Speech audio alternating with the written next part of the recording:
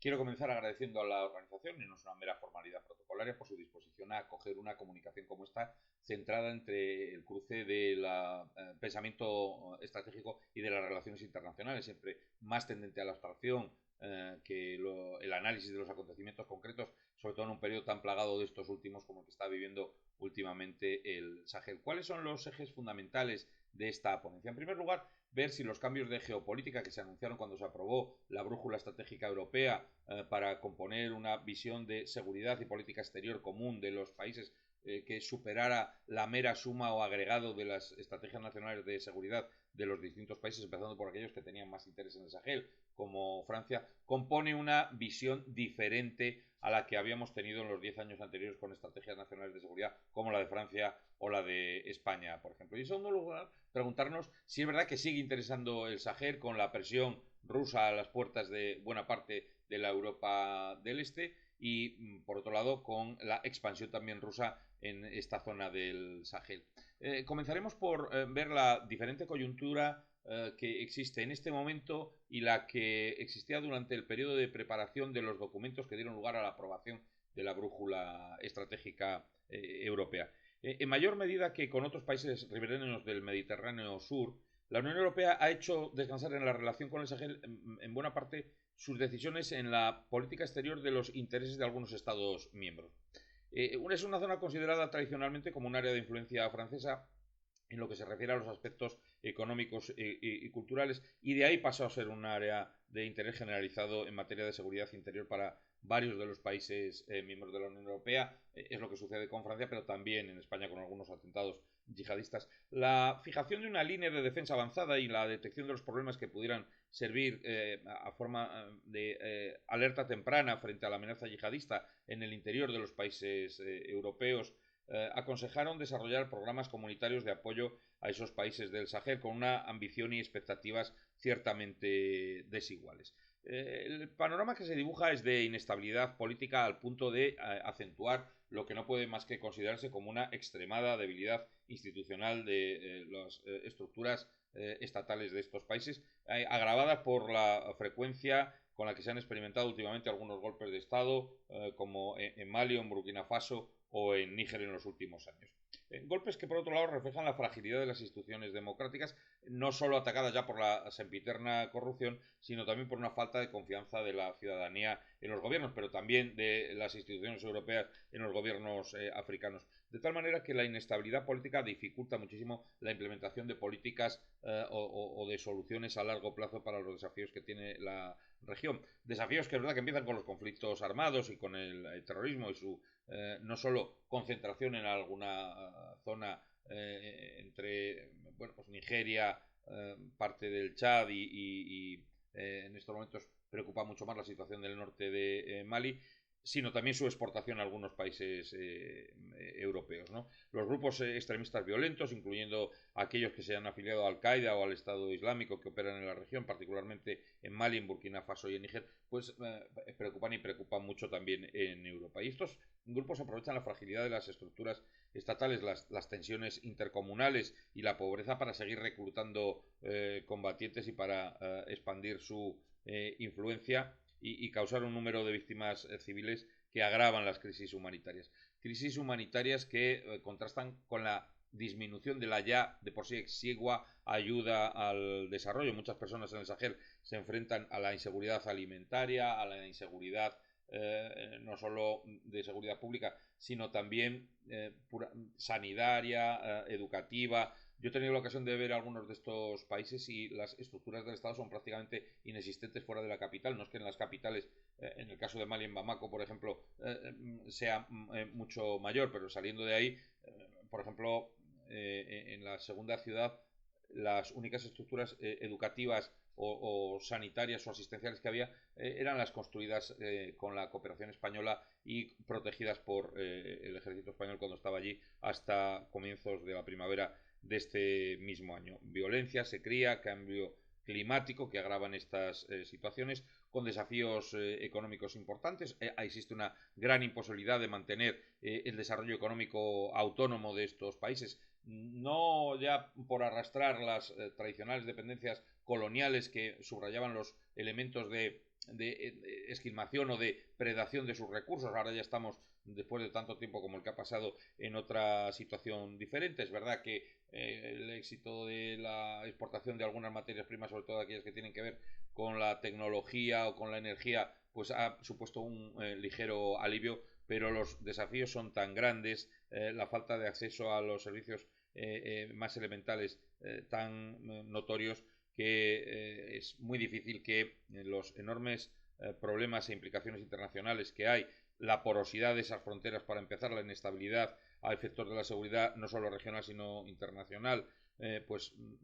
puedan hacer que no concibamos esto como una enorme omnicrisis, como una crisis total, una crisis política, por esa inestabilidad, por esos golpes de Estado, por esa debilidad institucional, pero también de seguridad, que es quizás lo más evidente, una crisis humanitaria, alimentaria, de movimiento, de desplazamiento forzado de enormes masas de población, una crisis sanitaria permanente, una crisis de pobreza verdaderamente acuciante, a la que se suma también una crisis ambiental, de cambio climático, de desertificación y de sequía. ¿Este era el panorama que se sabía cuando se estaba elaborando la brújula? Pues la verdad es que sí, esto ya era conocido en el terreno por muchos de los estados que promovieron e impulsaron la brújula estratégica como estrategia de seguridad comunitaria que se aprobó en el Consejo Europeo de marzo del 22, pero claro, inmediatamente se desplazó la atención a otros lugares. ¿Cuáles son esos movimientos posteriores que han hecho que nos vayamos olvidando progresivamente del Sahel? No, simplemente apuntar en ese efecto de la guerra de Rusia en Ucrania como punto de inflexión y de la preocupación de las opiniones públicas, pero también de las instituciones comunitarias respecto a lo que pasaba en otros lugares del mundo. Se ha venido a sumar recientemente la preocupación por otros espacios de la zona mediterránea, como lo de la zona israelo-palestina. Hay una inestabilidad también interior en los estados que hace que las fuerzas más euroescépticas pongan en constante cuestión la necesidad de mantener programas de apoyo, no ya de existencia de operaciones militares europeas sobre el terreno, sino los apoyos económicos para la cooperación al desarrollo. Vamos a ver cuál es la incidencia de las elecciones americanas, que ya antes de que tome posesión la administración Trump ya se percibe su mayor focalización en los problemas de Asia-Pacífico, siendo esto absolutamente lejano, si lo es Ucrania, cuanto más el Sahel. Bueno, pues todos estos problemas hacen que veamos que es una coyuntura muy distinta a la esperada por la propia brújula. No es que la brújula ya hubiera sido particularmente certera al analizar las necesidades en relación con el Sahel. Por eso nuestro primer objetivo es acreditar si este elemento estratégico, este documento que es la brújula estratégica,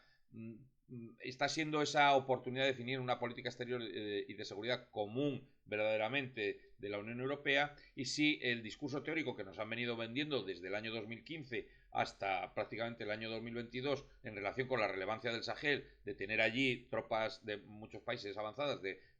prestar ayuda a los combatientes locales, pero también de fortalecer económica e institucionalmente los gobiernos de la zona, se acompasa con las previsiones estratégicas actuales, o más bien si las previsiones de la brújula se sostienen ahora en el paso de la teoría a la práctica,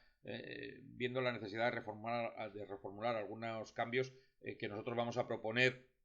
para la siguiente modificación de la brújula estratégica. Y lo hacemos partiendo de unas hipótesis de investigación contrastadas en la realidad. La primera es que las estrategias nacionales de seguridad de los Estados miembros de la Unión Europea han tenido visiones muy parciales y, si no encontradas, si al menos radicalmente diferenciadas en relación con el tratamiento de las amenazas yihadistas provenientes del Sahel.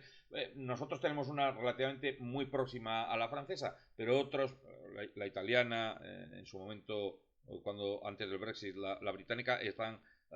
en fin, un poco más distanciadas de esta y de los mecanismos de evitación de los riesgos en el territorio europeo que provienen del interior del Sahel. La segunda es que la brújula estratégica de la Unión Europea contempla el Sahel de forma muy regular y que además no realiza una asignación de medios adecuada al nivel de las amenazas. La brújula estratégica traza muchos ejes, a los ejes les asigna medios, a los medios les asigna también capacidades militares, pero excesivamente teórica, que verdaderamente en el Sahel, o por lo menos lo que nos dicen que es necesario no es lo mismo que del año 2015 al año 2020, y lo del año 22 no tiene nada que ver con lo que vemos a finales del año 24, cuando ya todos los países europeos se han retirado de allí, ¿no? Bueno, hay una indistinción entre los migrantes que revisten carácter de refugiados, los migrantes económicos y los retornados con intención de integrarse en las redes de radicalización yihadista, que son los que parecen interesar a los mecanismos o a los organismos de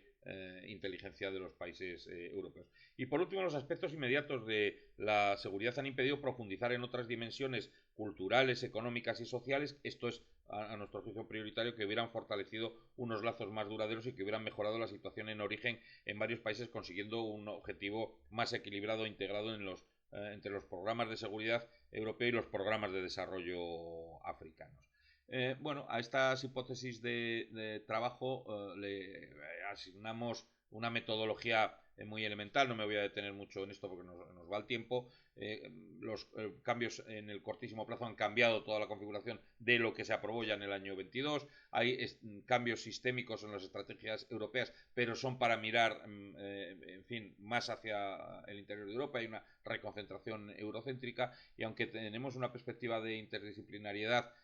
cada vez son los aspectos de mera estrategia los que están llamando la atención. ¿Cuáles son esos nuevos retos que existen ahora mismo en la Unión Europea? Bueno, pues la disminución de la presencia militar europea ha equivalido a un abandono de los objetivos estratégicos en la zona, habida cuenta del reduccionismo de la mirada sobre el Sahel, y muestra además de una inconsistencia entre los objetivos de hace una década y la implementación de programas de desarrollo actuales, que es un peligroso abandono a las sociedades autóctonas que puede dar lugar a problemas graves para algunos de los grupos sociales por razón de etnia, de género o de ocupación o de religión, ¿no? La prioridad europea se ha venido centrando más en Ucrania. Las potencias nuevas que habían ido actuando en la zona,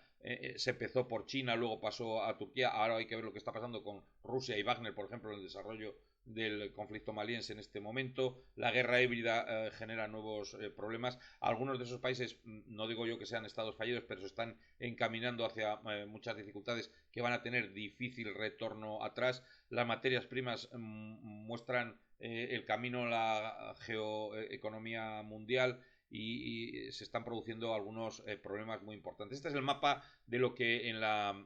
brújula estratégica le importa a los europeos. El Sahel sigue siendo muy importante, como se ve en ese mapa muy elocuente, ¿no? El debate principal en estos momentos se centra en la necesidad de compensar una visión de seguridad integral y global más ambiciosa, con una disminución de la relevancia actual del Sahel en la estrategia de seguridad y defensa comunitaria. Este objetivo, si se quiere equilibrar, solo puede lograrse a través de la conjunción de intereses en el seno de la Unión por encima de los diferentes intereses nacionales de los Estados miembros, pero es que no se está llegando a eso ni de lejos, ¿no? Ahora mismo todavía parece que nos estamos alejando más. Por tanto, para concluir, ¿es la brújula estratégica verdaderamente un documento operativo en relación con la política europea en el Sahel? Pues yo creo que no. Se han terminado los grandes momentos de las operaciones, la operación Sarval, la operación Barkhane, la operación Takuma. Nos hemos ido retirando, incluso de la UTM, la operación de entrenamiento en Mali, donde había 16 países europeos, incluidos España. Nos hemos ido retirando todos. Ahora mismo queda el interés estratégico de algunos pocos, después de los palos que le han dado, por ejemplo, después del último golpe de Estado en Burkina Faso. Tampoco a Francia le quedan muchos objetivos, y estamos viendo una enorme en fin, incremento de la tensión. Urge rectificar esos aspectos militares en los que solo prima la defensa de cara a la modificación, a la reforma o la adaptación inmediata de la brújula estratégica. No ha sabido integrar una visión más cooperativa, y esa es la que hace falta, más dinámica y más ambiciosa a medio plazo, pero yo lo fijaría con más programas de cooperación al desarrollo en materia sanitaria, educativa y de servicios sociales en origen, para evitar los problemas estratégicos de defensa y militares en destino.